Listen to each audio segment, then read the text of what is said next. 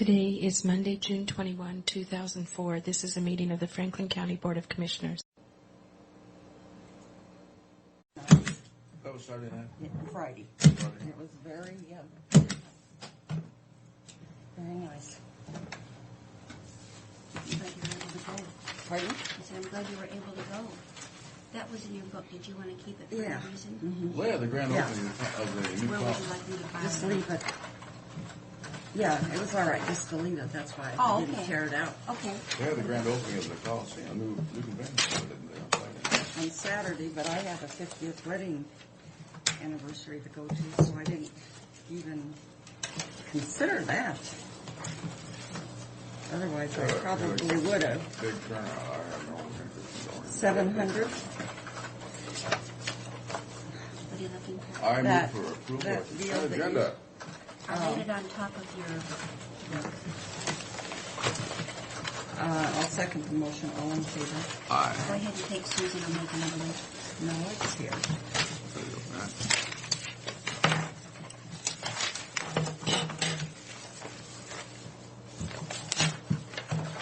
Well, it isn't here, I guess.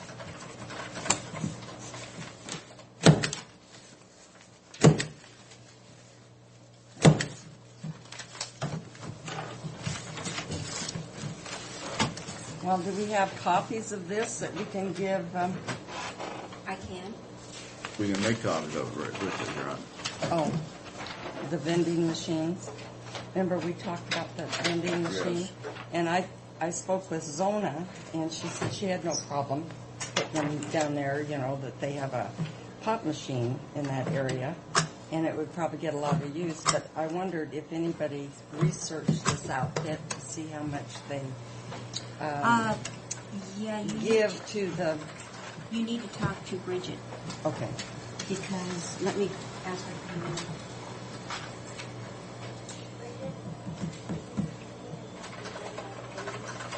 Well, I think doing everybody a service not to have it, period, really. Huh? Doing everybody a service not to have it. All this fast food stuff. Oh, yeah, sure. Okay, I don't have names because I left them at my desk, but I did call the vending company. They said that each machine would give the Missing Kids Fund $1.50 per machine, and that would be it. And it would go to support the whole organization, but it's $1.50. Just at one time? $1.50 per machine. Oh, forget it. So, and I As told far as I'm Fred- concerned. Yeah, I told Fred, and he asked me to write them a letter, and I haven't gotten to that yet. So. Okay. Just one spot in there, Pat. Correct.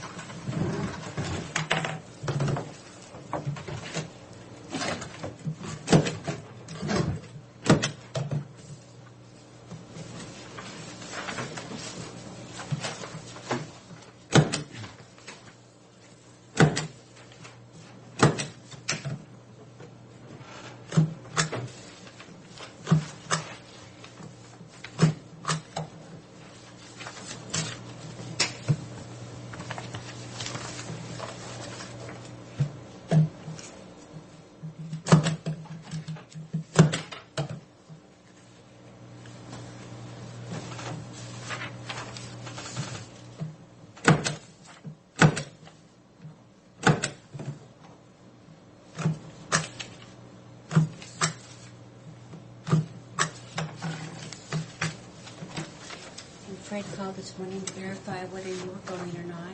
He told me you were leaving after 2, around 2 o'clock. So he said he'll check in you when you're ready. Yeah, I'll call him. My cell phone's charging it, so I'll call him.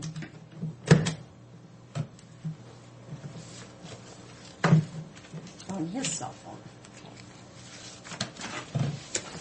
Was he on his way up? Oh, he was there Friday. No, he didn't go there No. Friday. He went to Vancouver to see his daughter. Oh, okay. No, Yeah. Eugene. Is it Eugene? Yes, Eugene, Yeah. you're right. Excuse me. And then he was going to drive up Yeah. today. Yep. And he was getting a handful of cigars before it took off. Okay. Yeah, his daughter lives down in Eugene, you're correct.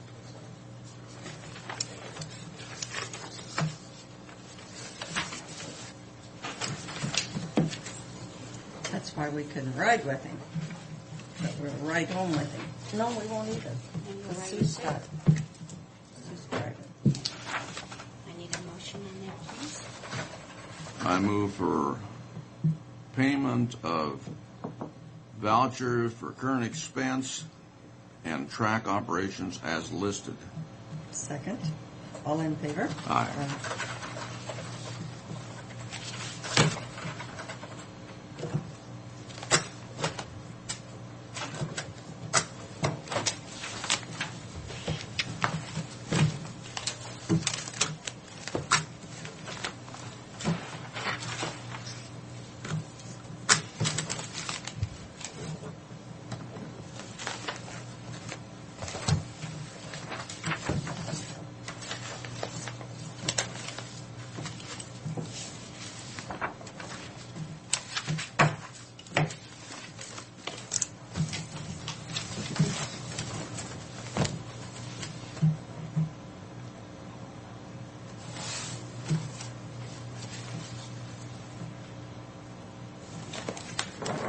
Me, but your name, you being chairman, I put your name on top of the list.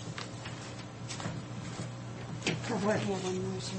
Oh, Top of the list for what? for the grand prize. What grand prize? Well, I'll explain it to you as we get further into it. It's going to take some time. Boy, lack of appreciation, I want to tell you. Well, anytime you're recommending me, I have some reservations. I'm so disappointed in your head, too. Absolutely. It looks like this Clark Mosquito Control is offering their services and products and equipment, and they're having a workshop in Kennewick. I did send this off to Brian to see if he was interested in attending. I didn't think that the commissioners would be, but I thought I would ask just to be on the safe side. That's not really in our area. I know. But But that's good that they're... it was sent to the commissioners, so I thought I would bring it to you and see if you wanted to go. And, all right? Eva, I'm going to show you. There's my dog. Pryor.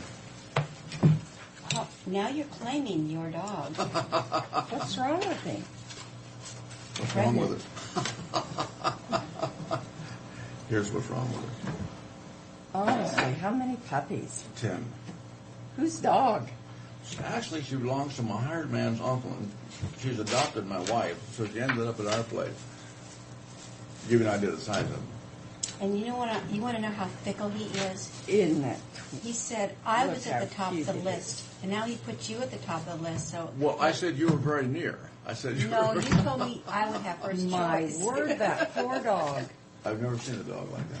I have not either. Well, I can't believe she had 10. That's for a small dog like that. That's a lot. Oh. Pat kept me posted on Thursday. Yeah. Do we know what kind of puppies they are? Yes, they are. They're 57s. Oh. The mama is little, but Part dachshund. And their father was a traveling man. I see. I understand. We have 3 sets of minutes. On June 7th was the day that you asked Steve Lowe to find out about the legal holiday, and then there wasn't another board meeting, but the decision was made to not, that Yeah, the yeah, county wouldn't. it So I just wasn't. added a clerk's note, because if it came up, historically, then we'd know what was I'm going to wait till done. Sue gets back on these. Yeah, we might as well. Yeah, let's do Better I wait. that. forgot about that. Yeah. Thank you. Oh, I forgot to give her this. Mary. Oh, my word.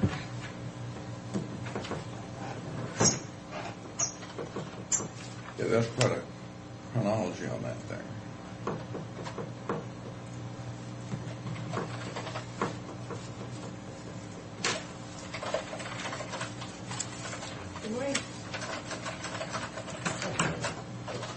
I want to inform both you and your associate here that you're right at the top of the list on the grand prize. Alice, that's good or Well, hang on, Arthur. You don't look at your horse in the mouth, and I'll be able to explain a little more fully as we go along here. Now I know. I don't know if it's good or bad.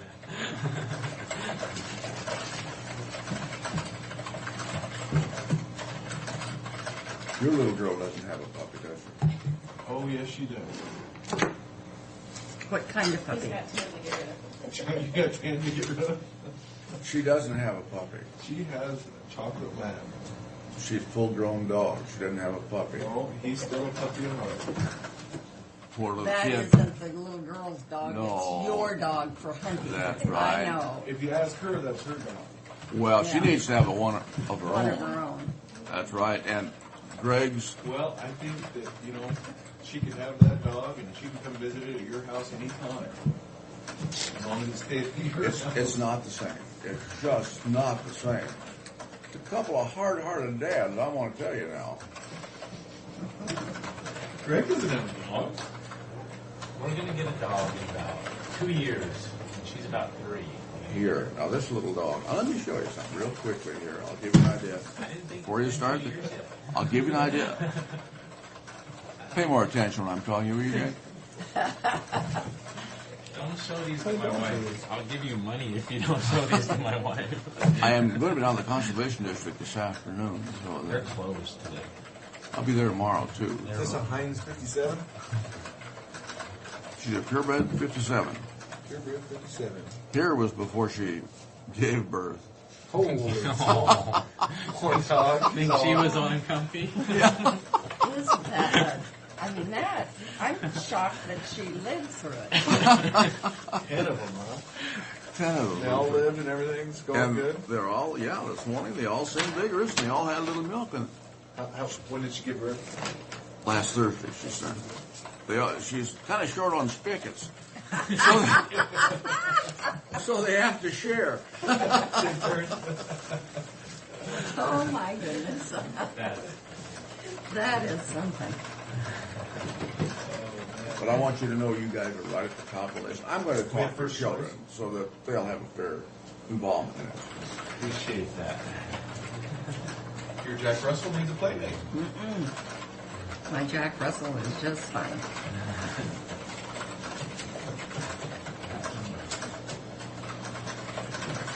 So, We're early. Usually we're stacked well, up. Pat didn't have so much, and Frank and I, we just handled the county business just like that. We're quick. Sue's not here to hold us down this morning. She'll be here shortly, but We're getting as much accomplished as we can before she gets here. So just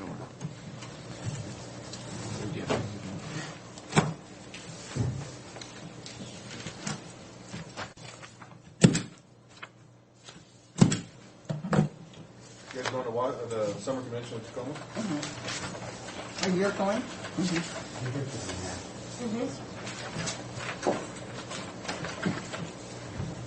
Did you decide to fly or? No, You're gonna drive. Sue wants to drive. She's got a something that she wants to look at over there at SeaTac. They might have even used the plane. Pardon? I said you even thought of using a plane if you were going to fly. Yeah, that's true. We did. He's so clever. I can't get over it. How come? Oh, okay. We're here for a public hearing. Commissioner Brock and Corcoran were present. Ms. Miller is absent. Mary Withers, clerk of the board. Greg Wendt and Jared McPherson, planners. And we do have an individual in the audience. And with that, I will turn it over to you, Greg. Short plat 2004-07. They're proposing to short plat 40.44 acres in the 2 lots. Lot 1's about 4.6 acres. Lot 2 is going to be the remaining farm at 35.84 acres. The property is owned agricultural production. It's located east of Albany, west of Sage Hill, south of Fern, at the southwest intersection of Fern and Sage Hill. As it's been submitted to us, it is in compliance with our county subdivision ordinance. We have reviewed it and are recommending approval with the 7 findings and 7 conditions as shown. Here's a copy of the plat. Lot number, here's the property in question, kind of right here at the intersection of Sage Hill Road and Fern Road. Lot number 1 is the smaller piece down here. There's an existing house and well there. And here's the rest of the farm, which would be lot number 2, which is approximately 40 acres in size. The orange identifies all of the canal rights of way. So we have some conditions that has to comply with the Benton Franklin Health District. The assessor's office is asking us to be contacted for the identification of all the crops. We have our standard setbacks for the fire marshal for 20-foot due to lack of fire suppression. Public Works is requesting that Sage Hill be identified as dedicated right-of-way. They're also unable to check lot closures. They just have some surveying discrepancies that they need to take care of. South Columbia also needs a 10-foot irrigation easement from the farm unit's legal point of delivery to each new lot with farm unit short title. The USDR had some comments that they'd like to see some facilities shown, some additional facilities. And we have our standard 1-year approval, and lot number 2 is subject to our regional park fund of $50. They can either pay that up front or pay that at the time of the building permits issued for lot number 2. With those conditions, staff would recommend preliminary approval. If you have any other questions. Just one, this really doesn't relate to, excuse me, I'll go ahead and let the chairman. Oh, that's go all right. through it. For public comment, is there anyone in the audience opposed to this short plan?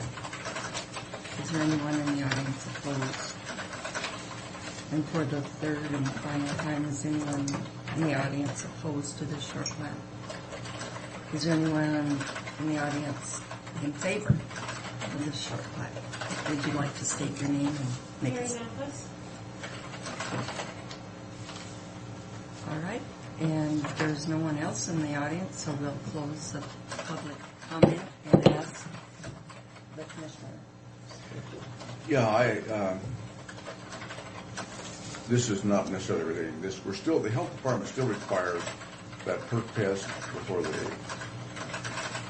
plat it, even though they have to do the same thing again when they issue a building permit. And I really have a problem with that. I raised that question to Mr. Dawson, and he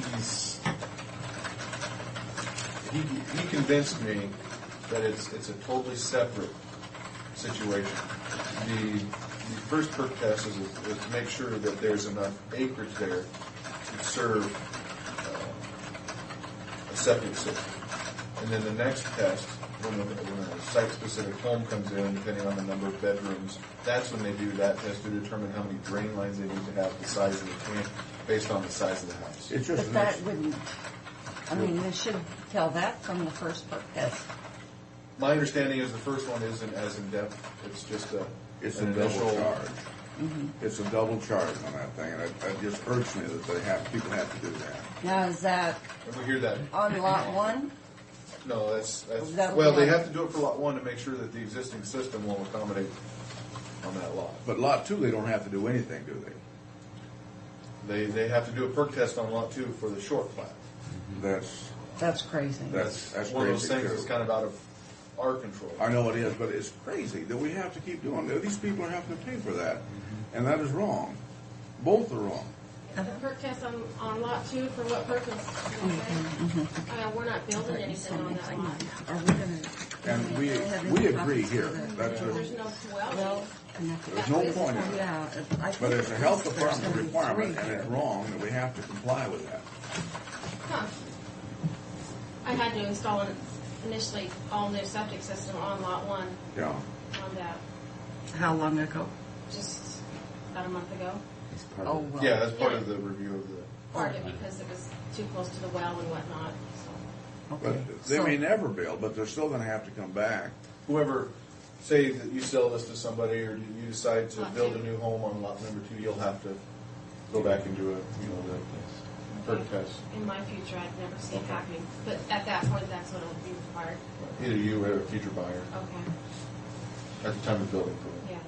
Well, I have no objection to the short plat whatsoever. I just irritated with the cost of that. And Mr. Dawson even, because the question was raised some time ago, and I met Every with time him. it comes up, but Yeah, and he'd be willing to sit down he offered to sit down with the board if you'd like. Set Well, I something think up we and should maybe have bring a- it up at the health board meeting. Okay.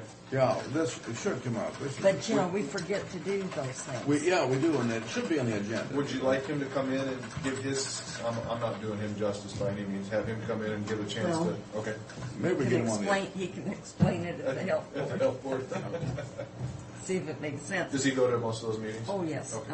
But the thing about it is, this next meeting, doctor won't be there, so Okay. I'd prefer it to be him He's there. when he's there, not. This has been going on forever, so we need Yeah. to have the month will make a difference.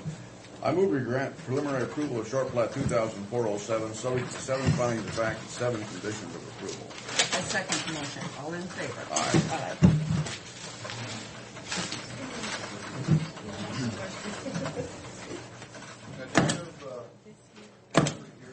Pardon? Do you have any property, this is Shattuck? Your property's on the north side, right? Yes. You don't have any property on the south side? No. Do you have property that's adjacent? I used to farm. I farmed that place for 30 years right next to it. On the east side of it. Yes, I farmed that place for 30 years. 30 years. Property adjacent here at all? Right across the road. We should probably disclose that you have property immediately adjacent. Okay. I'm going to ask if there's anyone in the audience that would object to participation. If they do, we're going to have to whistle.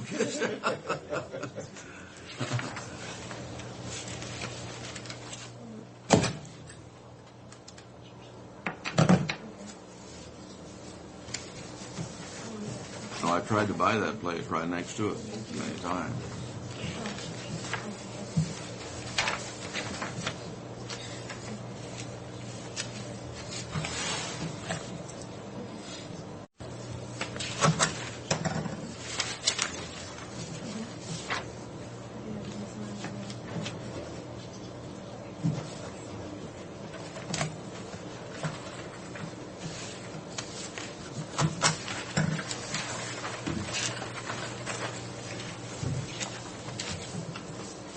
You leaving tonight or tomorrow morning or This afternoon. this afternoon?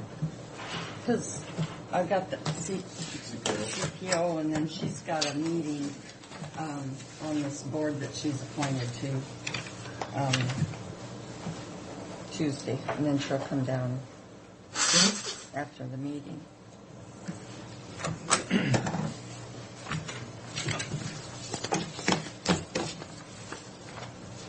Okay. Got a short plat.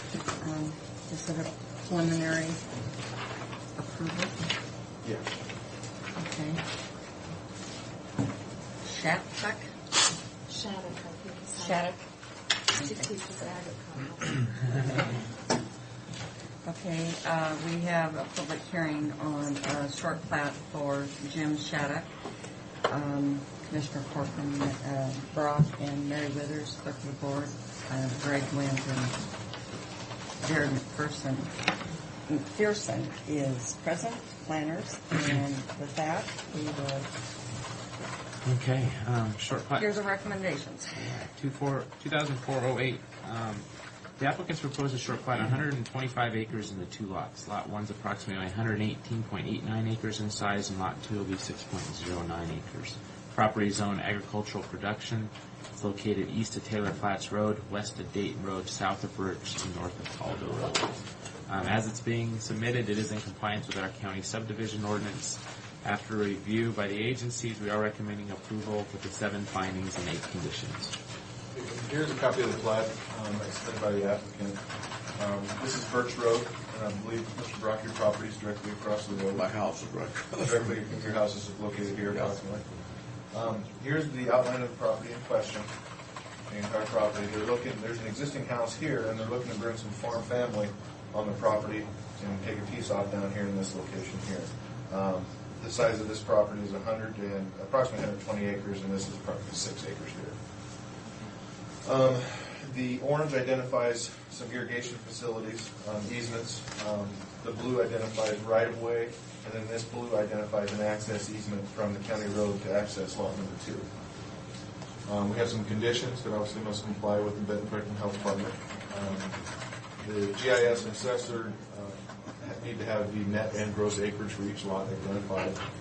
We have our increased setbacks from the fire marshal due to the lack of fire protection. Public Works need to have Birch Road identified as dedicated. They'd also like some approach language added and some language that private roads shall be not to be maintained by the county. Was there any question about blacktopping Birch Road to make this possible? I didn't hear any, no.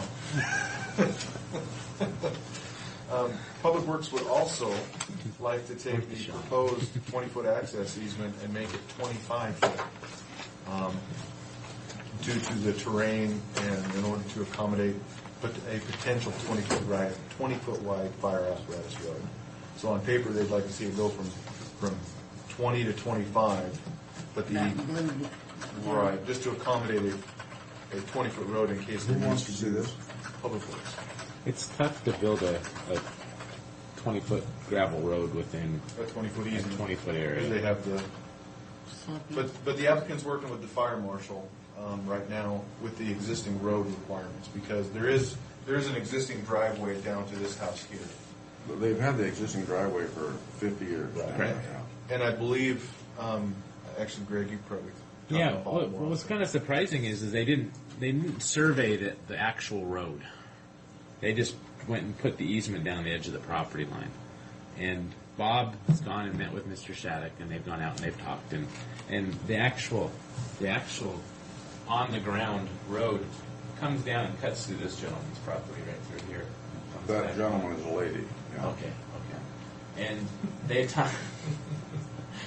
talked about the need to potentially do an access agreement with them, an easement agreement at the time of building down here.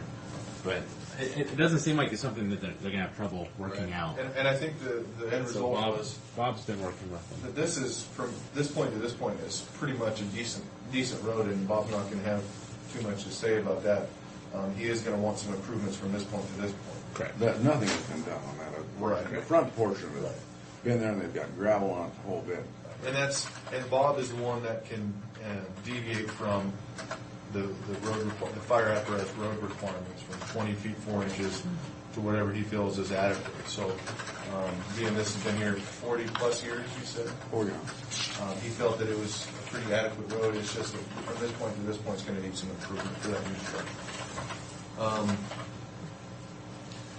We need some minor changes on the plat, the language. Some of the, it has like Franklin PUD instead of Big Bend. They need to make some of those changes, some grammatical changes. South Columbia Irrigation District would like a 10-foot easement from the farm unit's legal point of delivery to each new lot when a farm unit is short platted. And USBR would like a little bit more detail on their facilities within the boundaries. And then we have a regional park fund fee for lot number 2, which is $50, which can be paid prior to recording or at the time of building permit issuance.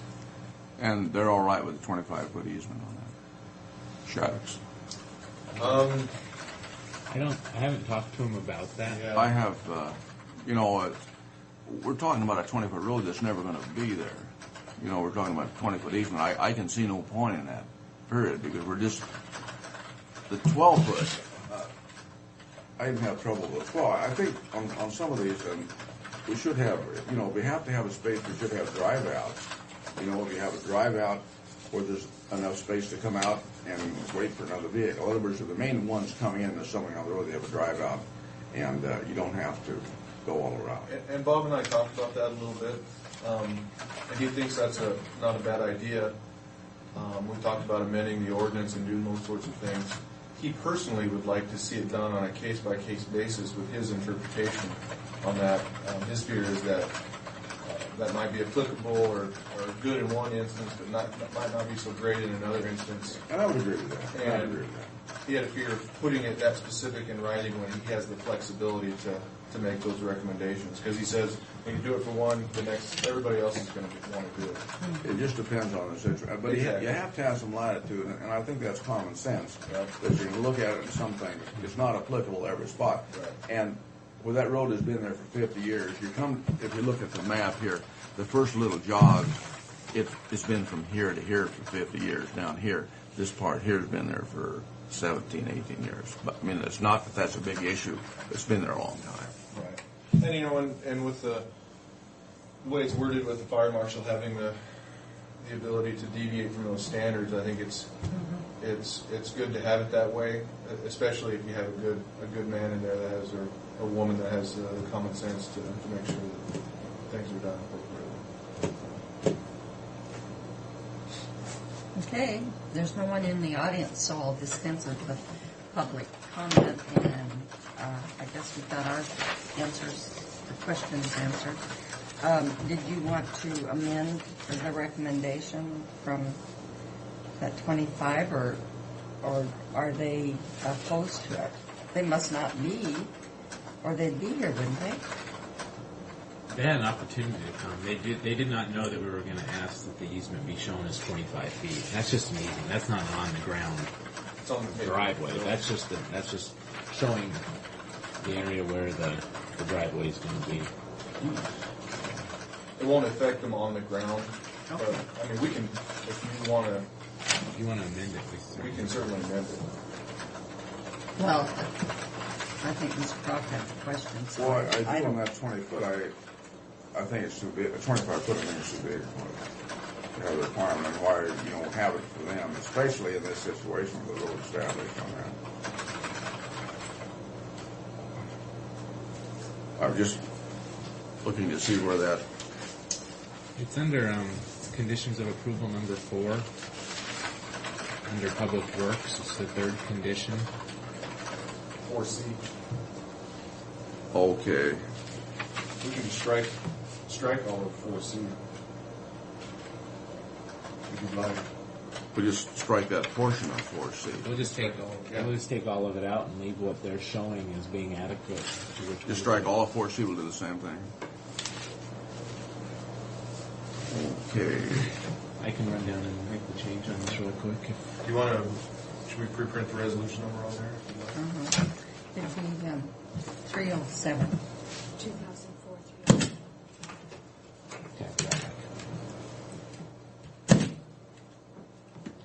Okay.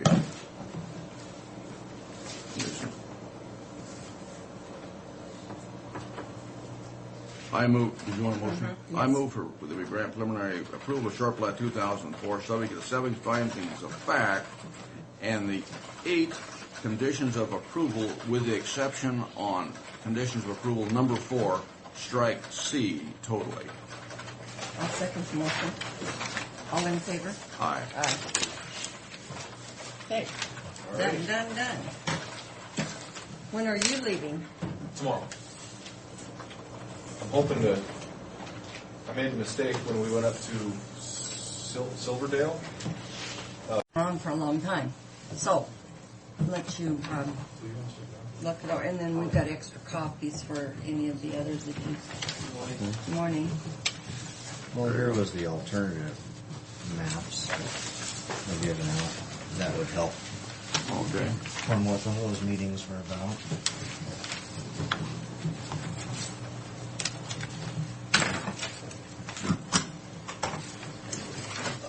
We'll do regular business at 9:45. If we get finished, well, we'll start early because we're kind of crunched your timeline. But Well, 15 minutes won't be enough for me, but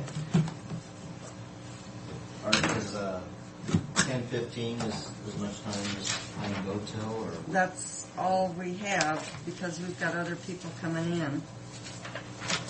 There you go from that.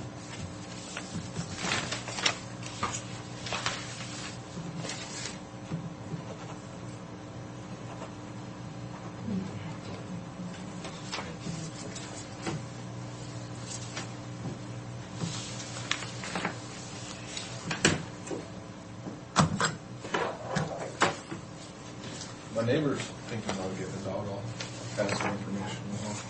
Yeah, I've been asking $100 for this pup, but on your recommendation, I'll cut that down. They come with all their shots, dew claws removed, all that good stuff. They'll come with everything that's needed.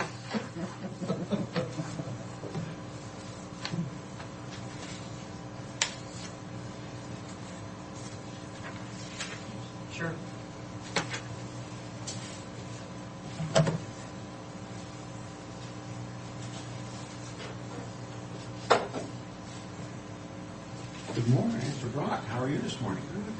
Well, hi, Shannon. And Eva, how are you? Good. I just wondered if I was going to get a hi, how are you? You were reading. Oh, all right. All right, I didn't look up, did I? Yeah, you can't overlook the chairman, I was told That's that. pretty much the way it goes. Did I lose How does one? politics work? Let me see. And did I lose you on the highway?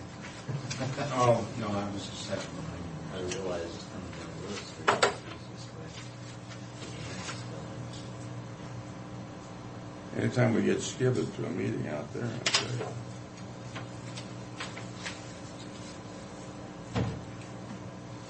So how's the rest of the world going?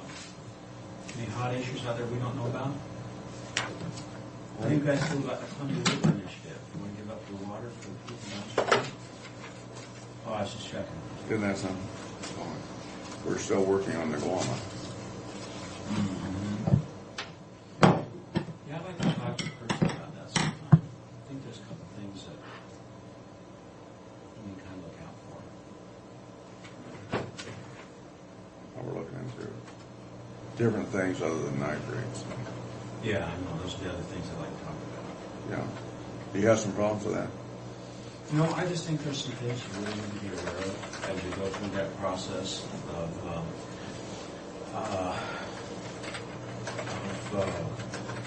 there's some contract language that makes it real ominous. It's about completion of the project, and you want to know where that boundary is as far as who's got what authority and how far to take the request. Well, I don't want this to get into, they'll take some information and start using it as regulatory, you know, that's a biggest concern I have. Well, and then there's another concern that we received money from Big Brother, and then they have some clout over. Is the Bureau offering you money? No, not No, the Ecology Bureau. has. Oh, I'm Ecology talking- has. Ecology started out and they gave seed money to start with on this. Well, not only them, but we've gotten some federal funds. Oh, yes, the federal, No, that's Ecology for were just seed Guam, money though. That's for Guam. Yeah. for Guama. And the feds have been the ones that have financed us since. They have financed us coming back through Soil Conservation District and stuff. Well, you know, we have three things going on right now that are you know, kind of disconnected but related. You've got, well, out there you've got your Guam, and then you have the second half project development guys, Yeah. and then you have the 50814 issues that we're trying to deal with, which is the groundwater and the ownership of the groundwater. That's been contributed by the Bureau project. The 5 million acre feet mound they're always talking about, and the Columbia River Initiative. And they're all linked, not directly, but those three other issues besides the one are linked together in as much as that there's a water right that the United States holds in a very peculiar manner. Okay, there's a two-part water right to that. There's we have a certificate and a permit for our current water right, which is Out of Grand Coulee. out of Grand Coulee. The Bureau also has a certificate for the entire water right, for the 6.4 million acre feet. Yeah. So, you know, the Guama and what they're doing, you know, that doesn't really impact us. That's all on farm. You know, people are going to do what they're going to do. You guys are working with them. But when we get into the project development issues, those are where things get tricky. Well, the Columbia Basin Development League is working on the project development, aren't they? How is are the county commissioners, you know, in that process? We're involved strictly with Guam. The Columbia Basin Development League, we haven't been involved with that to this point in time. And they came in, some of the members, Alice Parker came in the other night to Guama, and Stoker's been going into the Columbia Basin Development. Roger Bailey has been going into the Columbia Basin. He's on a committee there. Well, I've been kind of confused with the county commissioners, what their role was because of the Guam guy, you know, because Stoker involved there, and it kind of seems. In essence, the county commissioners are supposed to be the final word. on that. Whether that's the case or not, you'll have to make that decision, but that's the way it's supposed to be. It gets rather convoluted there as far as people understanding what we're doing. Yeah. It does. Oh, That's boy. where I was. Yeah, you know, it's depends on who's explaining it. Well, our concern with the guys that are doing the project development issue, they seem to be kind of running a little bit over the development agent's current, or let's say previous threshold of activities.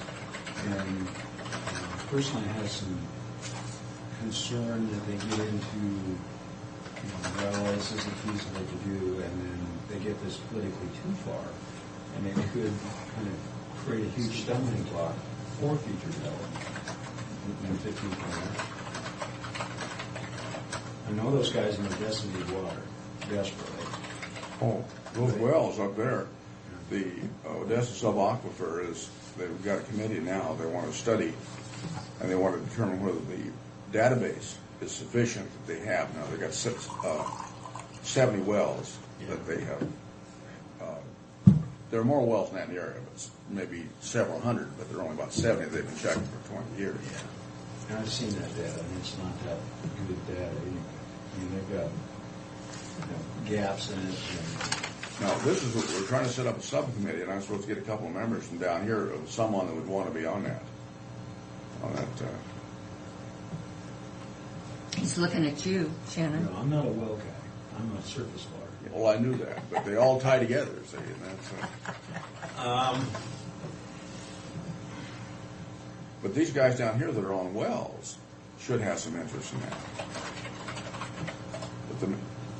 Yeah, and that's where you get into this 50814 process, the ecology and the Bureau. Do you know what 50814 is? I'm not familiar with it.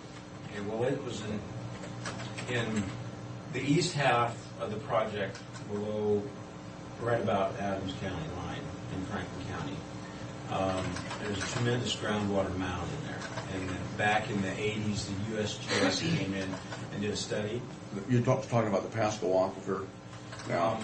Well, no, this would include the Pasco Aquifer, but it also includes north of the Pasco Aquifer. And they actually came in and studied and tried to determine how much public water was available for appropriation and how much water was out there that was contributed by the project. And I think the report was published in 1989, and they came up with 33,000 acre feet of naturally recharging groundwater, and anything above that figure was contributed by the project. And there's supposed to be about 5 million acre feet in there, is that correct? Yeah. Well, they're supposed to be trying to how you get it out of there. That's the biggest question. But the Department of Ecology had in the 80s and signed all these well permits that had stipulations in them about project waters. They called them the Greenbelt Agreements that were south of the Esquatzel. There's that Thomason, Frank Thomas, and all those down through there.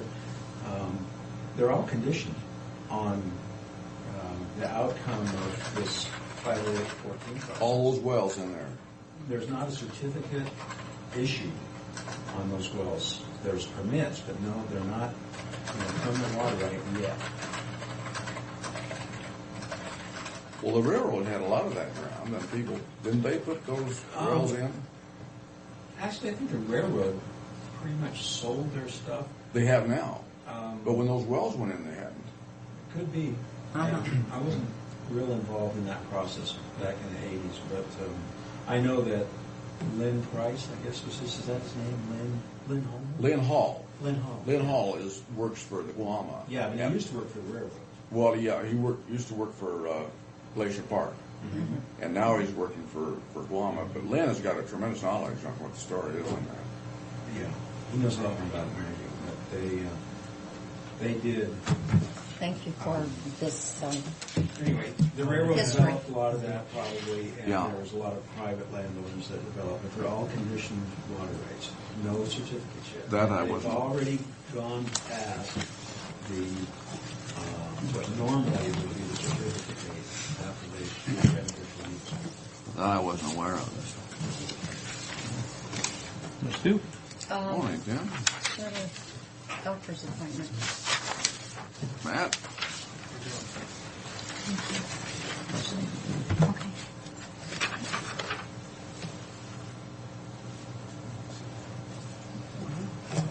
Your uncle's probably at the door. Pardon? Your uncle's probably Yeah. Not knowing. Okay. For the approval of payment of vouchers for county road, motor vehicle and public works, solid waste, probation work crew, paths and trails, and capital outlay budget as listed. I'll second the motion. All in favor? Aye. Aye. You know that development on Columbia River Road that's by almost, well, it's to the Sagemore Kennels? Yeah. Is that where Mike Davidson lives out Yeah. there? Do you know about the easements? River, on Which the river? easement? On the river. The Riverside? Uh-huh. By Davidson? Mm-hmm. Yeah. You're very familiar. We vacated a portion now, but we left 20 feet in there so people could get down to the water. Okay, you know, Judge Shea caught me at some function, I can't remember which, and he said, is there any chance of the county doing a bike path down there so people could... Down to the water? Down by the water. And I No. said, I don't know. We don't own, there's, ownership goes all the way to the water. It's core, all that. There's no corridor to put it in. Okay, Along the so, river. well, that's what Foskett's at the function I was at Saturday night. They said that we had the deed clear to the water. No. That's what they Well, said. we have a corridor that goes down to the water, but there's nothing that goes along the water. That's what I was thinking. There's no access. Right, we do have that foreground that we just signed a lease on, that takes us out past, where Sanderson's short class and stuff, or out to that vineyard out there, but that's as far as that goes, where there's actually any width where you could get in. Okay, well, I didn't know that, so I could have said, well, we don't have access. We have access, there's a public access to the water, but that's it. But that's it. They'd have to take boats there on the trail down there. All right. This is Greenview Estates. They would like, part of their development plan for putting roads in was put in a streetlight system that sets up the hearing for a franchise so they can put streetlights in, and they will be responsible for them and everything else. Yeah. I'd like to make a motion for approve application for a hearing for Dreamview Estates for the 14th day of July, 2004 at the Franklin County Annex as specified. I'll second the motion. All in favor? Aye. Aye.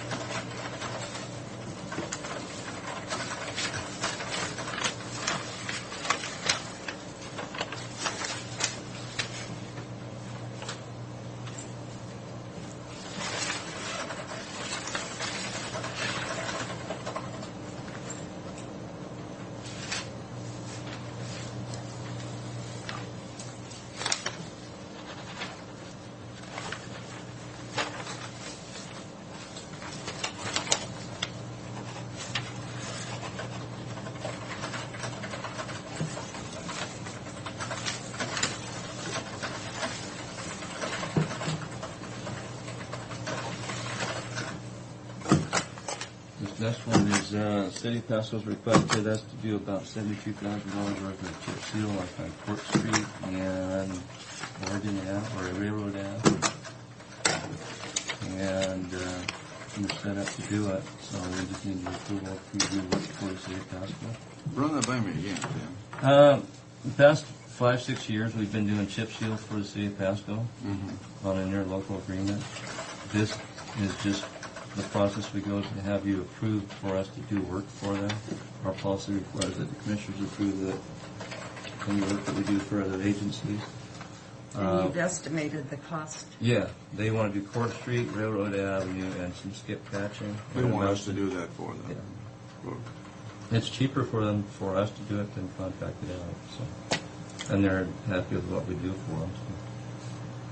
Okay, I move the approval of the reimbursement work from the City of Pasco to Franklin County as specified. I'll second the motion. All in favor? Aye.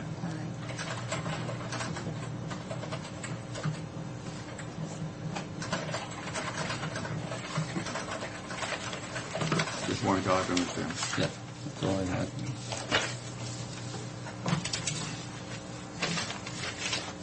And this next thing is just a report on, we went to Salt Lake County, picked up the sheriff's vehicle, and we got the numbers back on what it cost us. And we'd like to do it again because it went real well. We saved about $6,000. $6,000 per car. Yeah. And so we would like to go do it again. They're a year-old car, but we think that because they were sergeant cars, they weren't pursuit vehicles. We think we can get the life out of them that we would a new car. So they haven't been run real hard. How many are you planning on? This would be it for this year, and then we'll monitor. One more? Yeah, one more for the year. What kind of mileage do they want to get? About 17,000, 18,000. Oh, boy, that was like new. About a year's worth. What, do you need a motion from us, Tim, or just consensus? Just so you can order his ticket, and they got another one down there you can go get.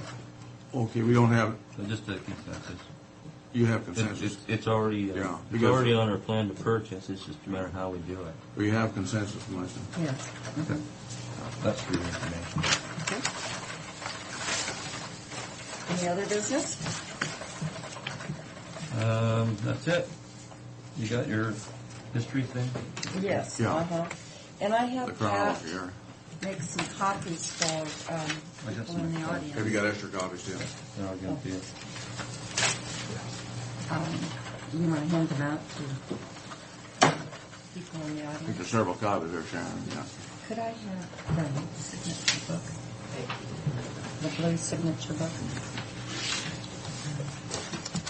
Ron isn't coming, huh? Ron Ryman? I was told but I haven't spoken to him since Friday. So. He called me a couple of weeks ago. Okay. Making, his I got more in here. That's why I was asking.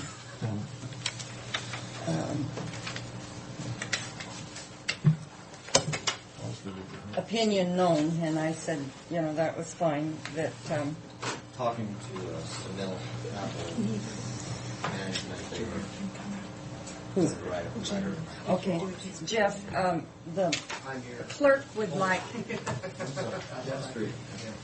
Jeff, the clerk would like you to come up so you could talk into the microphone, so she could get what you say on the record. Seated? Sure. Now, we're just going to, we got allowed a little bit of time, but are any of the other people that you had come in going to speak, or are you going to speak for them? Well, it depends how much time you let us go over. Yes, I'll hurry as soon as we get started. Yeah. But, so the history of this is pretty much here, and we had public hearings in regard to the established route, and everything is been approved by the state. Is that right, Tim? The state and feds. So it's kind of well. Go ahead. I'll Back when open it up to you. The May 20th meeting was ended and you voted on this, I know the people that were present should have understood just what you had voted on. But with the alternative routes and the alternative funding, the way it was stated, I've been probably the biggest opposer of this project. Right. Mm-hmm. I went away from that meeting thinking that you had accepted the ideas of moving the money over to East Foster Wells Road with only that last mile being constructed. Even when it was voted on, In the minutes, it states Mr. Brock read alternate 2 for the financing, select the route for East Foster Wells extension with the intention of beginning the right-of-way acquisition and constructing the first mile on the west side of Smith Canyon, diverting remaining federal funds to the PK Highway for the right-of-way. 1 mile construction on Foster Wells at $595,000 in Blacktop, reconstruct approximately 4.1 miles on the PK Highway with a 34-foot width. So I went away from that meeting thinking that, okay, we had been heard and the money was going to be put over on Pasco-Clotis Road. Not only I, but the other people adversely affected by the construction, being Irene Arnold's property, who that property is in care of her daughter Sharon Alden and Sharon's husband John Alden. They were emailed those minutes of that meeting, and most recently when I became aware that this project was going forth through Smith Canyon and through my farm and through Arnold's property, I got in contact with them for the first time probably since that meeting, and they said they were under the understanding after reading the minutes that the project was not going to go through. So the way it was even stated to that property owner when they read the minutes, the way they understood it. So we're here today, and I strongly oppose that road go through operating farmland and good future farmland in Smith Canyon. It seems like there was people that had a need, or say they have a need for that road to go through. I believe it's primarily Bill Middleton, Dan Voss on the west side of Smith Canyon. But alternative 4, which would satisfy their options or their needs, was dropped off because of financial funding and engineering of that. I think it was even recommended in the minutes by Tim Fife that the commissioners, if they wanted alternative 4, should reconsider their needs study. In that needs study... Excuse me, Jeff, I'm going to say the alternative, we've forgotten the exact location. I think alternative 4 was the one that went down, straight down. Yes. Yes. Yeah. I think it was stated it didn't meet the engineer's needs for hauling the proposed or analysis of traffic that was found. In that analysis of traffic, from the needs study, it was stated that the farms impacted most by the lack of access across Smith Canyon, that these farms must truck their goods south on Clotis Road, SR12, and I-82. They include Streben Farms with an estimated 1,097 trucks. From day one, when we were approached from the Langdon Group, we told them we had no need for an East Foster Wells Road and that we opposed it. We did not want it. But yet, I'm in the needs study as I'm adversely affected by lack of access across the canyon. Premier Partners. I have a letter from Premier Partners stating that that is not the way their truck routes need to go, nor their employees for that apple orchard, or for that farm that Doug Swenson operates. The Middleton Farms in this needs study is listed as somebody east of Smith Canyon who farms and is adversely affected by lack of access across Smith Canyon. Bill Middleton's farm is on the west side. He does have some rental ground out Clotis Road on the east side with 1,100 truckloads. And then it went on to say that the existing route at 7.5 miles from the Carr-Peterson Road up to 395, and then an additional 3 miles up 395, that'd give you 10.5 miles. The actual haul time from Carr Road to the Foster Wells SR 395 intersection is roughly 20 minutes. So I took a loaded truck and I drove that existing route. 10.5 minutes is what that is. In the need study, people were told that the time to travel, the distance from the farms out on Clovis Road, were 25 to 45 minutes. But yet from the proposed project area on Clovis Road around on the existing route, I drove a loaded truck, it's 10 and a half minutes. And my odometer reads 9.8 miles. So when people read a needs study and thought that they could save a lot of mileage, I think they were misled on that needs study. And then you've got your public comments back from them. This will be a great savings to us. When you look on a map and the logistics of this road and what it's going to do at the intersection of 395 and East Foster Wells Road, or the alternative of going down Commercial Avenue to get across 395, this doesn't benefit farm-to-market commodities. It does add a lot of danger to the intersection of Highway 395 road. I don't know what the latest construction or plans would be for that intersection, but it was stated Washington Department of Transportation would not allow trucks to cross over Highway 395. So how would that benefit the food processors in that area? If they could come down Clovis Road and take the new East Foster Wells Road and can't cross over at the intersection of 395 and have to be diverted down into the congestion that will occur at Hillsborough Overpass, I don't see how this benefits the farm-to-market commodities. The need for the project was stated in the needs study. The extension would mostly benefit farms east of Smith Canyon. Since 2002, and I think beginning 2002, you have received letters, comments from people from the farms, starting clear out at Stamilk Apple Growers, TNR, Neff, Carr Farms, Harris Farms, Flat Top Ranch, Premier Partners, Zirkle Fruit, Irene Arnold, who owns the property the project come down through, Streben Farms, that we do not have a need to go that direction. And if you look at that on a map, how much farm acreage that encompasses along Clovis Road, I think you're going to see 80 to 90% of all the property out there, agricultural, that does not need to go over to 395 intersection with East Foster Wells Road. This needs study says that this project provides direct access to 395 from Pasco Clovis Road. It does, but because of logistics and what the DOT will allow and will not allow, as was stated, there's no benefit to it.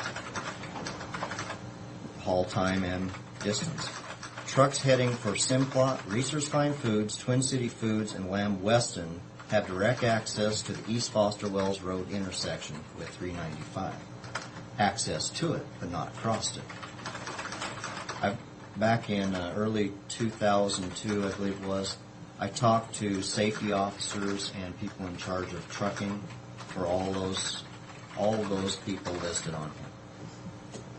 I showed them what was proposed on the map on the project, what Washington DOT was going to limit for right in, right out only on Highway 395. They didn't see a need or a benefit from that. I believe you have letters as exhibits from those food processors. Trucks reduces traffic volumes on Pasco Clovis Road near SR 12 by over 50%. But yet in the needs study, it is stated that most all the farmland out Clovis Road is already farmed. The truck trips will not increase by the proposed 2021 project year or the design year. I don't see where the traffic can increase by 50% if there's not additional farming and additional people living out Pasco Clovis Road, unless you're going to start short platting a lot of farmland out Clovis Road, which please do not do that. It's a good farming community. decreases haul distances from SR 395 to farms located east of Carr Road by about 12 miles.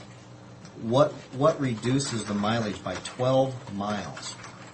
Certainly not any of those alternatives. Some of your questions, you know, and I'm letting you ask all these questions, but Okay. I can't respond to them. I'd have to have either our consultants or our engineers respond. So I don't know how you want to. That's why they're here today, to take that all questions. So I don't know how we want to handle this. Well, I think we may have to extend it. We got a break period and maybe we may have to extend this a little bit to give some of the other people a chance to respond Right, on this. right.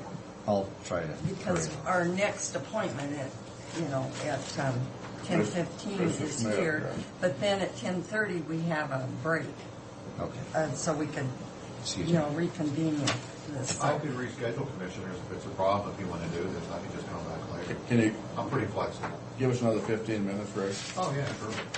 We can come back 15 minutes later and that'll give these. I'll just go get a cup of coffee. Okay, All right. good, Rick, thank you. Thanks, Rick. And Mary, we don't have the lady in the audience signature. Morning, Karen. Excuse me. Go ahead.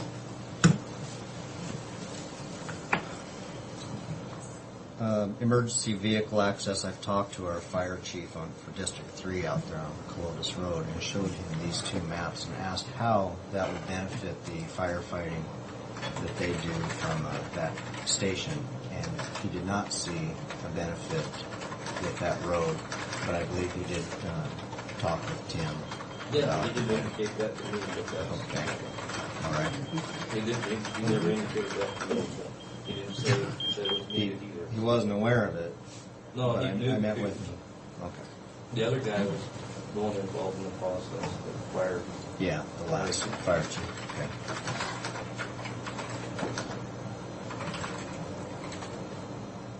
Reduces the use of private roads for access by the public. That's number 8 is what the need study, what the project takes care of. Reduces the use of private roads for access by the public. I believe that was maybe Bill Middleton's private road in Boston. But yet, come down right below that, the following impacts are derived from the proposed extension of East Foster Wells Road. Number 3, increased traffic, trespassing, and vandalism to adjacent properties. So we reduced Bill Middleton's occasional traffic down his gravel road, but then we increased traffic, trespassing, and vandalism to adjacent properties of the new project. Creates an additional T3 classified truck route for freight and goods mobility in the area. When that road, if that road is put through, the design of that road, I was shown by JUB Engineering on a preliminary drawing, I believe, of how sloped properties of roads like that, and what I seen on the improvements of Pasco Clotis Road, in the area of my irrigation circles, I'm sorry, up here between my two circles is where they come down a section line, turn a little, and come through. 100 feet to the edge of the sloped borrow ditches. And then if I was to be able to access along the road around my circles, I would need at least an additional 15 feet just for farm equipment, if not a little bit more.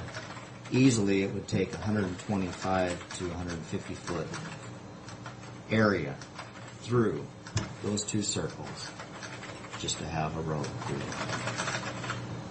That's pretty detrimental to my irrigation cluster up here, which takes care of 3 irrigation circles, a main line that comes from the irrigation pond up there, and the major main line from wells that supply the pond. It would be quite a burden on my farming operation in that way. But I've tried to show you and have people comment on what they need and whether they need East Foster Wells Road or not. So I've brought additional letters and some of the old letters that tie in all that property down, majority of that property down Colotis Road, And I'll give you these letters today. And as I state, that's myself, Irene Arnold, Zirkle Fruit, Premier Partners, Flat Top Ranch, on out Colotus Road.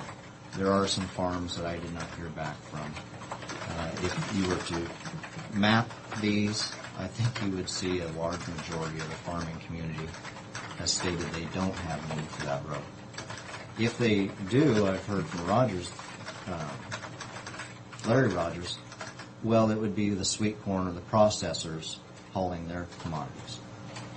But as I've seen the logistics of this new road, I don't see the benefit of that. So I'll leave these letters, please, if I could, stating people's needs or desires, and ask that you put an end to this East Foster Wells Road across Smith Canyon, as I am sure it does not benefit the farming community or farm-to-market needs that the need study is stating.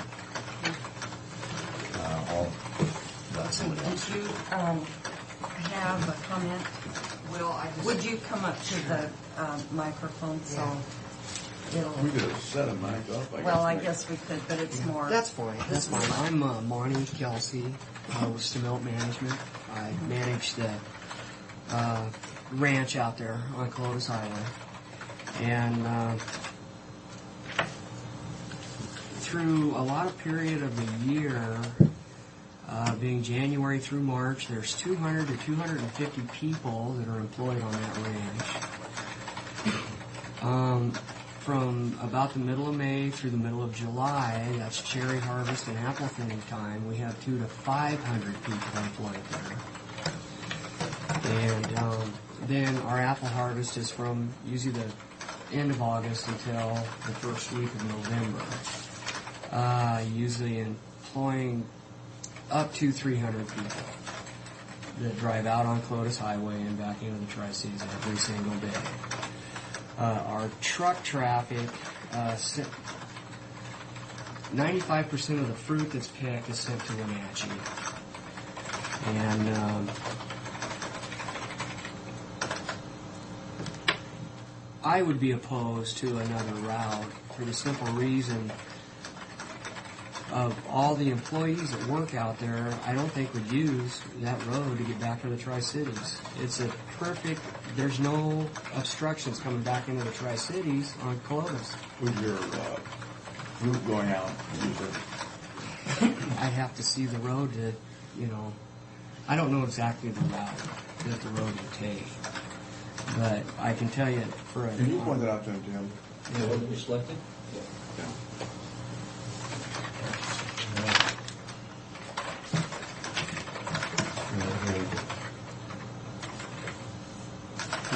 We built this first mile already, so what's left is this.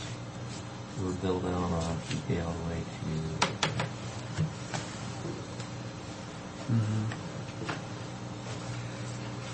I don't, like I said, there's no lights or no restriction on that road. I don't see how it would really save all that much time with trucks. And that road really needs to be, the Colotus-Pasco Highway, in my opinion, needs to be upgraded with passing lanes, turnout because of the amount of traffic that goes in and out of there. I'm the kind of the last orchard out on the end, but there's a lot of people that drive out there, all year long, and that little 2-lane highway is not very safe. We heard that loud and clear at the hearing, and that's why it's funded all the way out to Murphy, right? Okay. And we'll get the next 3 to 4 years clear on right away. Are you just going to widen it, or It'll be widened.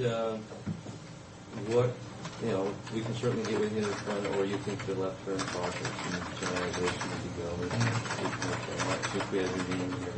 Okay. Get hold of them. Okay. what is your big concern about Foster Wells Road? Just lack of use?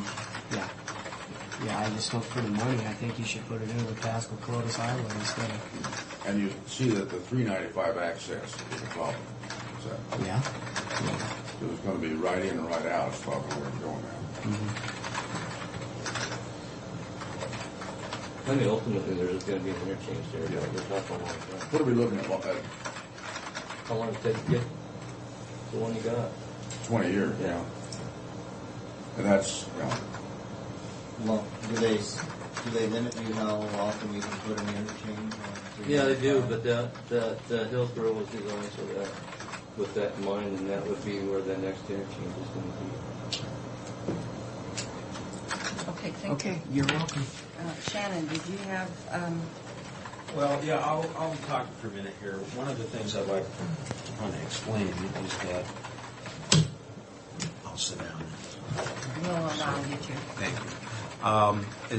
There seems to be kind of a little disconnect going here as far as how the district gets involved in these processes and how we rely on the Bureau of Reclamation and the approval process between the district and the Bureau. And normally, the district, we don't really get involved in these things very much because all the lands that we control are held in fee title by the United States. Smith Canyon is a corridor that we have a wasteway down through, and then we manage that area for upland game and waterfowl and habitat under a contract with the Bureau of Reclamation. They pay us for it. And normally, we would hear well in advance about right-of-way acquisitions and that type of thing. So I'm kind of befuddled in the process where the Bureau is supposed to request to the district when they have need for granting a right-of-way or selling property. And, we didn't hear anything about it. We didn't hear anything about that part of the acquisition. I didn't personally. I know that there's plans out that way. But, the Bureau's responsibility is to make sure that the districts either concur with the process, and if we don't concur, they can go ahead, but they request us for an opinion. Yeah, they usually do a resolution saying, we plan on, selling right away or branding right away or selling proper and fee title to somebody. That didn't happen here. I know that evidently, I don't know for sure, but the county had met with Stephanie Utter. That's my understanding. Yeah. And Stephanie's a realtor person. The person we usually deal with on Smith Canyon is Craig Conlon. And, I haven't talked to Craig, but, there's kind of a disconnect here. To be honest with you though, Shannon, that process is where we're at now. We're starting. Oh, okay. We acquired the right-of-way for Phase 1, which was that additional mile. And where we're at now is the beginning of the Phase 2 process, where we have involved the irrigation district and the Bureau was as we were going through the environmental and the biological processes, which have all been completed and approved for those. Now we're into what would be Phase 2, where we're looking at the appraisal of the existing ground and the acquisition for the Phase 2, which would be the connection ultimately. So that's probably why you haven't heard anything yourself as far as right-of-way acquisition. Where we've involved some of your staff and the Bureau was in those biological phases and some preliminary engineering on building or constructing the road across Smith Canyon, which would be sizing the pipes or whatever structure will be necessary. So, Did they talk to you about the Bureau's environmental assessment requirements, and you guys know about that or have complied with that with them? I just asked, I don't know. We've complied with the NEPA process through FHWA as a lead agency, and typically they accept that. They don't have to, but typically they do.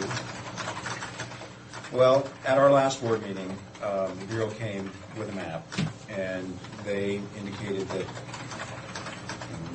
Dan Hubbs at that meeting, and Dan is not, he's not power or anything. He just was sending a message to us that they opposed it.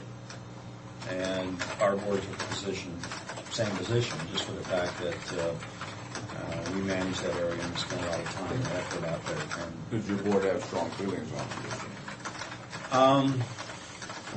I think so. I mean, but without the opportunity for the county engineer to come talk to them, I would hate to make that presumption.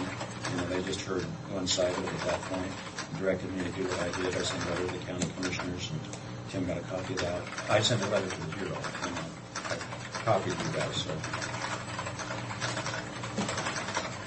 But it's one of those things where if the county's interested, they're going to have to come sell it to the board because they're going to have to, you know, they've taken an official position in order to rescind that with their board action. Okay, thank you. Okay. Thanks, John. You may.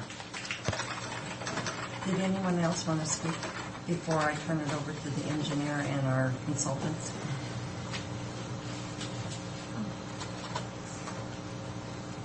My name is Karen Hunter with Bureau of Reclamation. The reason that we didn't respond to this any sooner is up to this point we just heard that it was proposed. It was at one time. I'll get the speaker. That's all right. In their about 2001, they had come to the board and they decided against it. And then we were hearing stories on and off that yes, it was being considered again. No, it wasn't. As of Friday afternoon, we'd only received one correspondence regarding this project, and that was from the consultants saying that there were four alternative routes, and to make any comment, there would be a public meeting. There's been no correspondence since then. I have not spoken to Stephanie. She's out of the office right now. She won't be back in a couple more weeks. So I don't know what her involvement is. But this plan here discusses that someone had spoken with her and that her major concern was had to do with getting the NEPA and that sort of stuff. That it would be merely, it would be a simple matter to get what's called an Article 9. It's like consent to use our facilities. Smith Canyon, however, is more unique.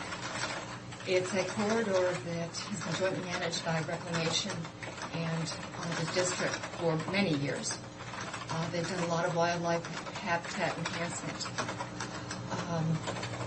Reclamation is very reluctant to allow a highway going across that property. It's been Reclamation's longstanding policy not to grant easements that will sever our ownership interests. And this would go right in the middle of it. As things stand now, Reclamation is not willing to issue the easement, even though we haven't requested yet. Thank you. The Bureau would take a posture of being opposed to this, that's what you're saying. Correct. Okay. Did JUB, I see JUB, I'm sorry, what was that? the gentleman. Yeah. Well, we weren't really prepared to make any sort of statement today. No. We're just here to gather information. So Take the questions back. You guys can always make statements. No, We didn't know exactly what was going to be presented. So Right. Of course, prepare for it. So we wanted to hear what the questions were, what the concerns were, and then we'll take each of those back and bring back something right. We'll have Mary transcribe That'd be these nice. minutes, That'd be so you can refresh your. I'd like to comment on a couple of things I've heard. Okay. First off, I've had conversations with Jeff. Craig Erdman from our office and myself met out with Jeff talking about approaches onto PK when we were doing that. And that was in early May, and this project was brought up. And I informed him at that time, no, that I was still a viable project. So back then, I made him aware that this wasn't a dead project. Well, and I think when we, and correct me if I'm wrong, you were chairman, I guess, at the time that we approved this. I believe so. And where we transferred, well, we decided that PK was, that's so. It doesn't make any difference. We're all Doesn't here. matter. But anyway. You can't pass the buck up here, only so far. Well, I wasn't referring to There were that. 3 votes in favor, let's put it that way. Oh, I was just trying to, in my mind, but we heard loud and clear that there was a very big need for PK Highway to be improved. And so we, with our engineer, he said, well, that's possible. We can take the monies that's dedicated to East Foster Wells, put that on hold, and start PK. But we never did say that East Foster Wells was going to wait. In fact, we said the opposite. What we said there is in order to do PK, we wouldn't be done PK right now if we didn't do it this way. In order to do PK, we have to do both. Because otherwise to meet the design standards for Pasco Close Highway, we would have had to build it 40 feet wide. Okay, we were pushing it at 34 to get everything to fit within the right way. We even got slope easements from you, a bunch of them. But once we went to 40 feet, we would be moving circle pivot and dealing with that. And the cost of doing that is very expensive. And what we said is, if we do both, we can do both for less money, is what we felt. And that's what I read in the minutes that I just acquired 2 weeks ago. And that was the premise that you went that way with. So we could get PK Highway And East Foster improved, Wells right. done for the same amount of money it would have been to build Pasco Clovis Highway out to where we built it 40 feet wide, which is what it would have required with the traffic that we're projecting down the road, which is what JED did for us in this way. Okay. But So as of 3 weeks ago, 3 major properties that would be adversely affected by the project did not understand what that vote meant. Even after I read the minutes, I can understand where Irene Arnold's, when they received the email, you had an alternative pick. They were going to move money over to East Foster Wells for Clovis Road and do the last mile of East Foster Wells Road. This would have been the 3rd time I've been in since 1992 to oppose the road. It was brought up 2 other times. And I never thought the county would ever stop wanting to put the road through. But at that time, on May 20th, 2002, it sounded as if the commissioners had agreed to put the money on the Clovis Road and just put East Foster Wells on standby. 2 years later, we're here trying to acquire right-of-ways and easements. This was not expected by 3 major property owners.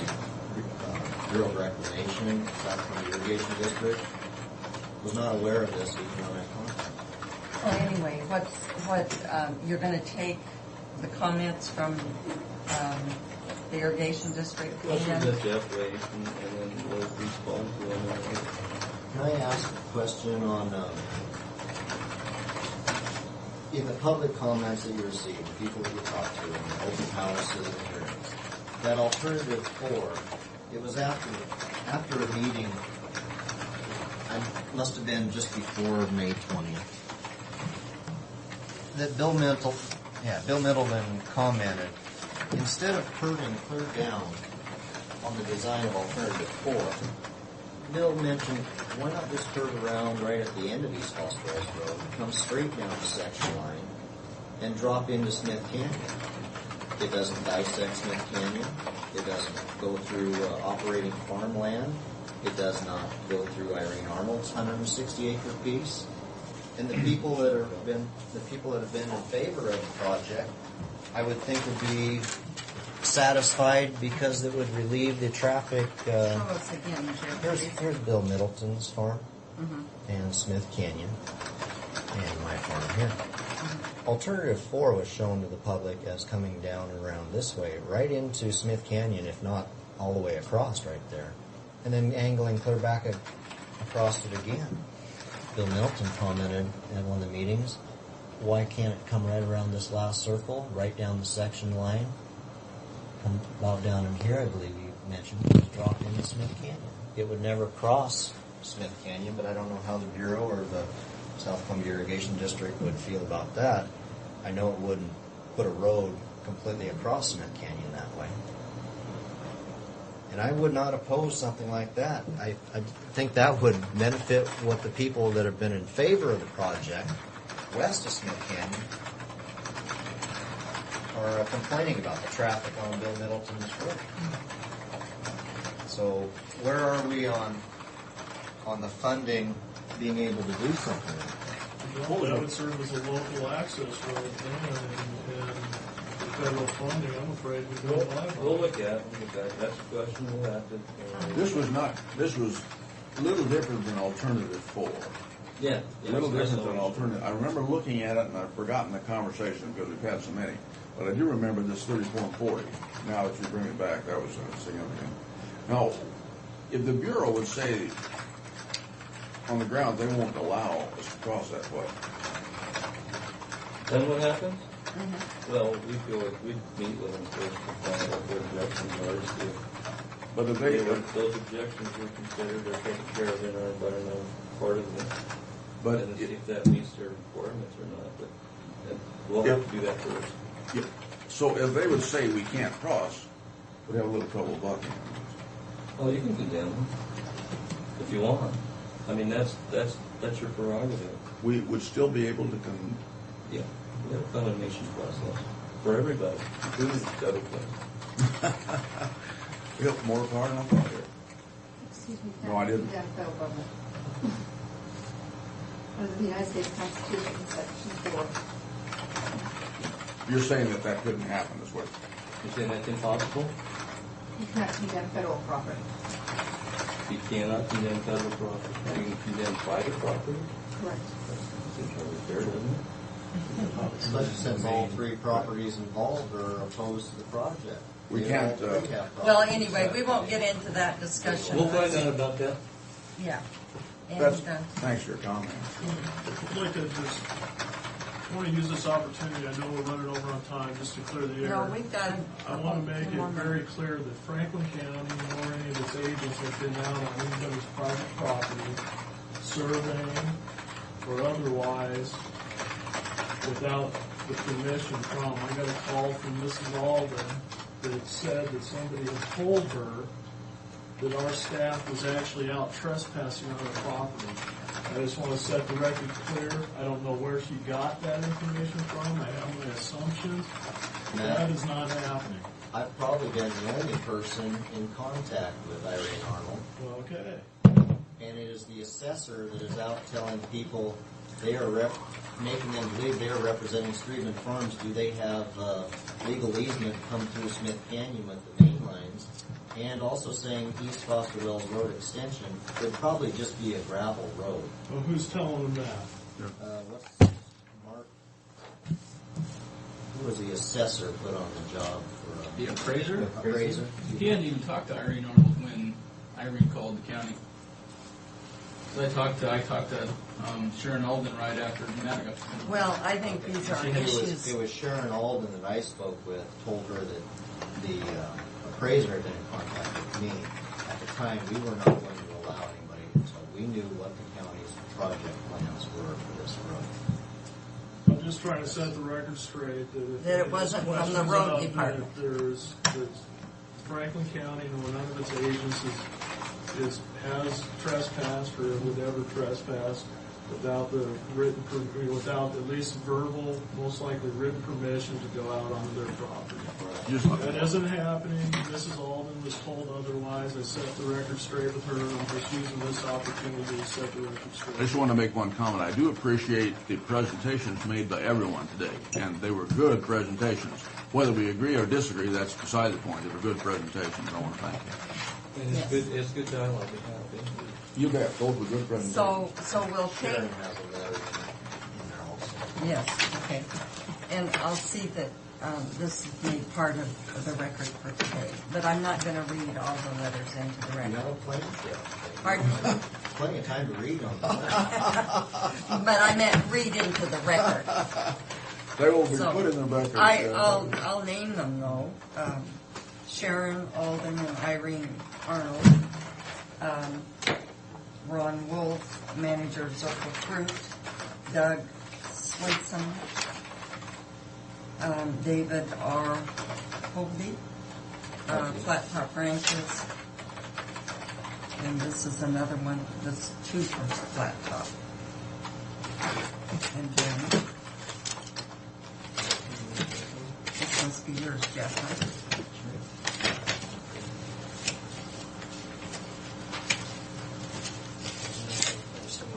And Todd Harris. Yeah, one more here. And then Monty Kelsey, branch manager, Ice Harbor Ranch. And I'll bring the other 2 or 3 letters. Did you have one today?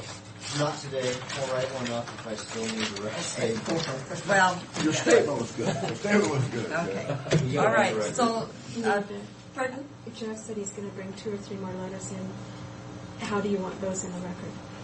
Well, I don't know if they can be. Because today is the day we had this. I think you could have them directed to the engineer. And then he can,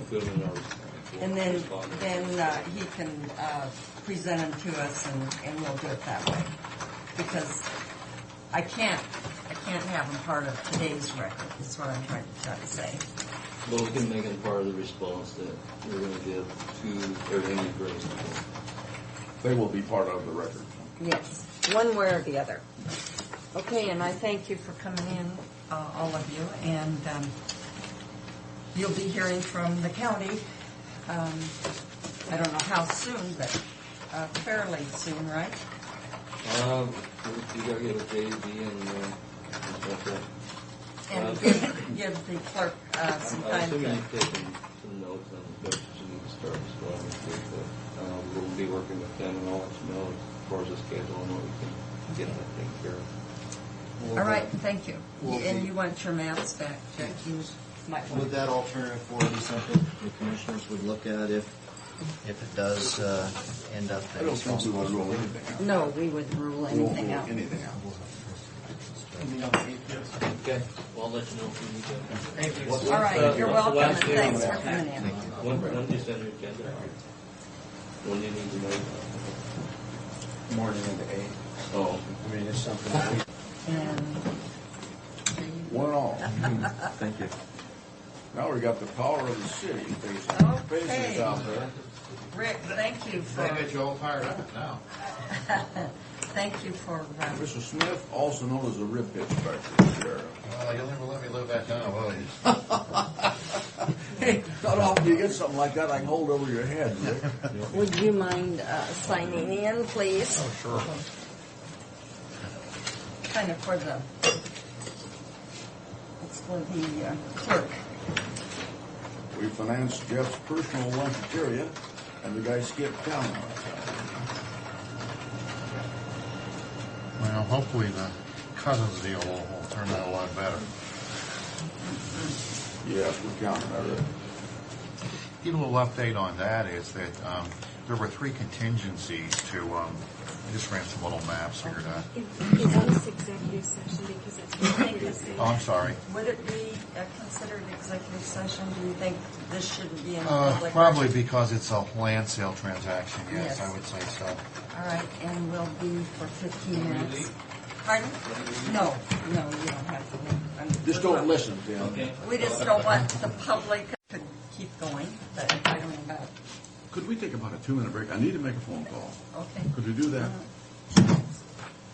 What we may pay this year for L&I rates. Okay. Are we ready? We're ready. I just wanted to come to the board to update you on what's happening with our retrospective rating pool. We're in that for our L&I claims. And what we've been working on is a selection of a third-party administrator because the WASAC board would like to make it mandatory that the counties that are part of this retrospective rating pool have to have third-party administrator help in getting their claims taken care of. And currently we do not have that now, and the performance What's of the process now, Tiffany? the process now is basically each county tries to take care of Does their things own thing. themselves. And where you may have some counties that are smaller than others, there's not really a designated person to really just do that and make sure things are taken care of properly. Like closing the claims. Right, like getting the Very- claims closed. Very important. Or preventative, or a return to work policy. We really don't have one here. Is that little gal in district court returned yet? She came back to work, but now she's going off for about 3 weeks to have another surgery, and then she'll be back.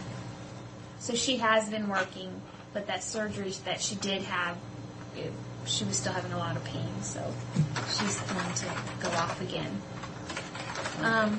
But we really don't have a return to work policy, and that's going to be something that group, the participants in that group will have to have, and the third-party administrator can help us get that. Basically, there is a cost associated with this. That was going to be my next question. If we decide to stay in the retrospective rating pool, we will have to pay this cost. For this year, what they will do is take care of 75 past claims, and that's between all of the counties that are in this pool. And then we will go from, I believe it's July 1st through the end of the year. They will try to make that payment to the third-party administrator from all the refunds that the county has, but they have to leave $100,000 in there for reserve balance. So we will have to approximately pay about $1,100 this year for that cost. But I'm sure there's money in the L&I. Okay, and I can look that up. But it's about $1,100, and that's an approximate cost because they don't have anything in And stone. and that brings up the point, I think we should probably reserve L&I now and not spend out of it. I think that would be a good idea because this is something that we need to do if we're going to stay in the retrospective rating pool. I think this is going to be our survival, is to have this third-party administrator. I agree. I didn't realize how important that would be, and they have records of other pools that they've saved a lot of money. By having us. By Yes. having us. Yes. And we probably, when we saw our experience going bad, we probably should have gone into this right away before we got to the point of where L&I was going to dissolve our pool. Our pool.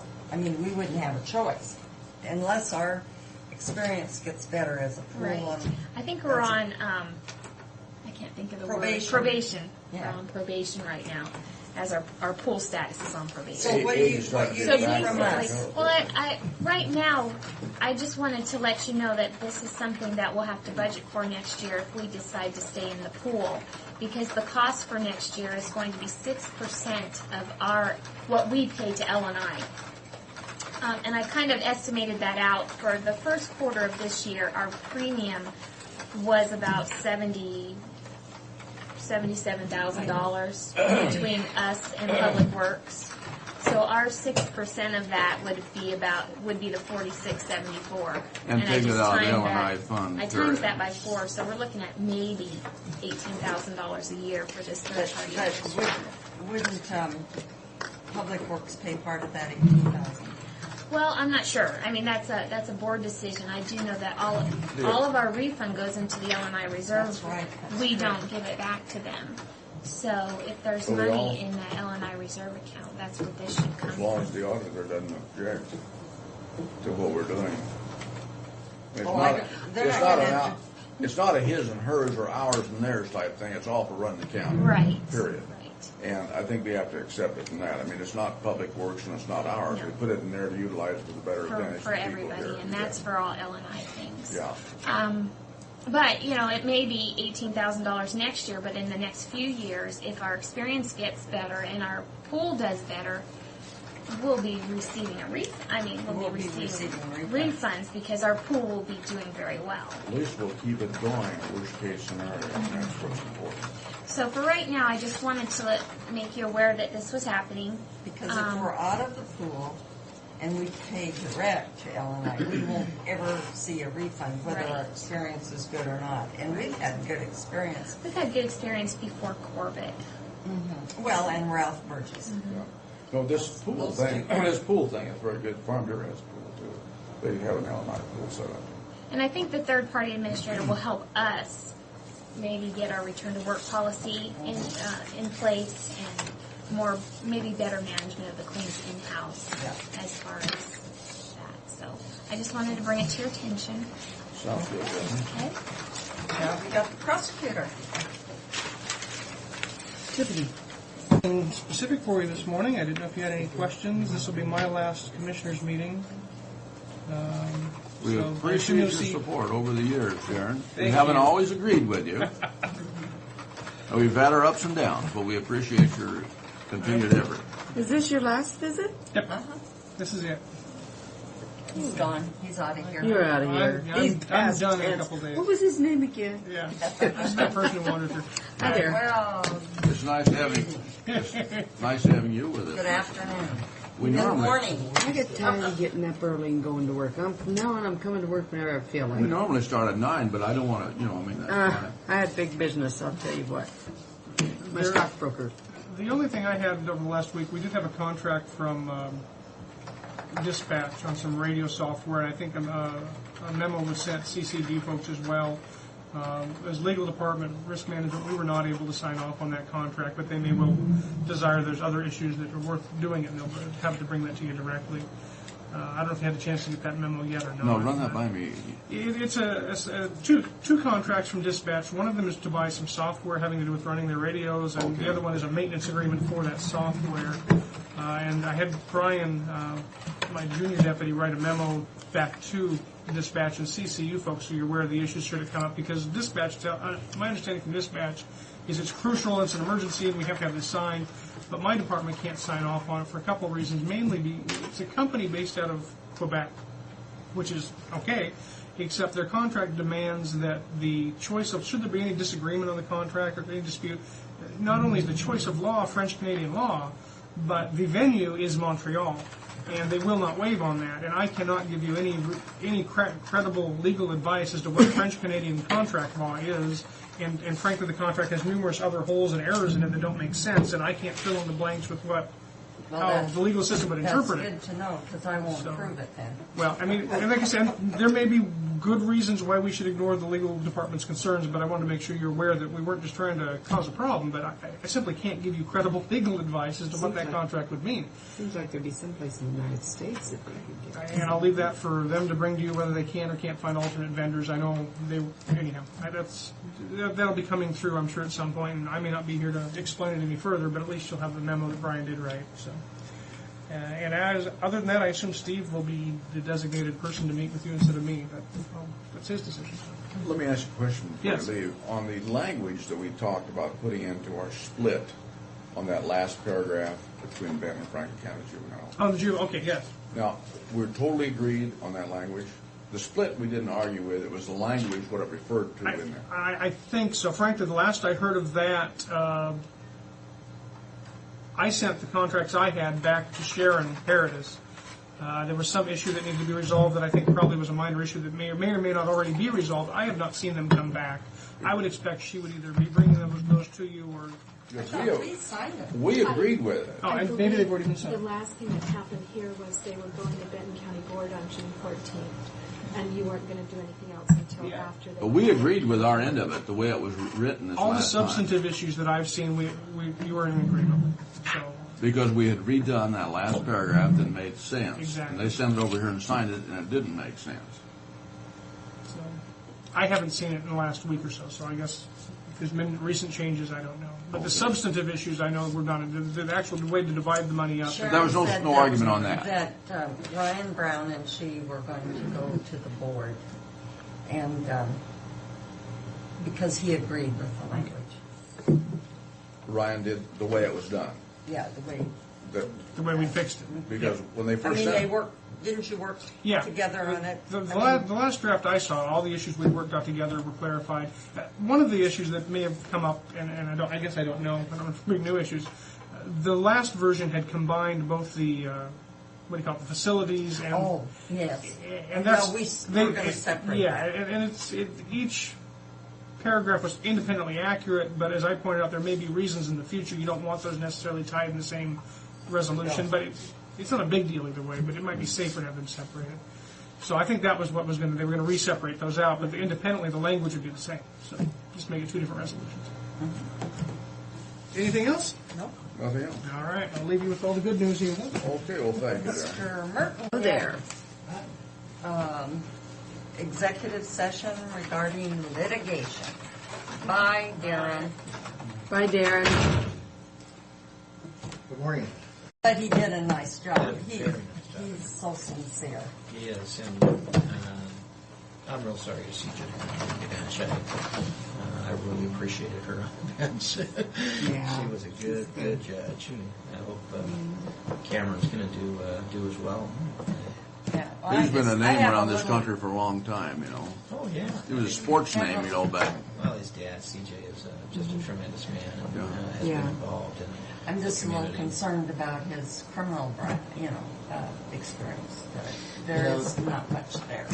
There's very, very little there. But you got to, those are the types of things you've got to learn. I mean, any good civil lawyer. I mean, I've never done a criminal case in my life. I don't think that would prevent me from sitting on a bench and learning about criminal law, domestic law, and I think it's more the mindset of how committed are you to it, and how much are you willing to work at it. Right. And I think Cameron will work hard at it. I'm sure he'll have competition. He's going to be hard to beat right now. He's going to be hard to beat. He's going to be hard to beat. Name familiarity. Oh, yeah. He's Name well known familiarity. for many reasons. Well, and there are many reasons. You got the minority thing, name familiarity, and he's not going to have a chance to really mess anything up between now and election time.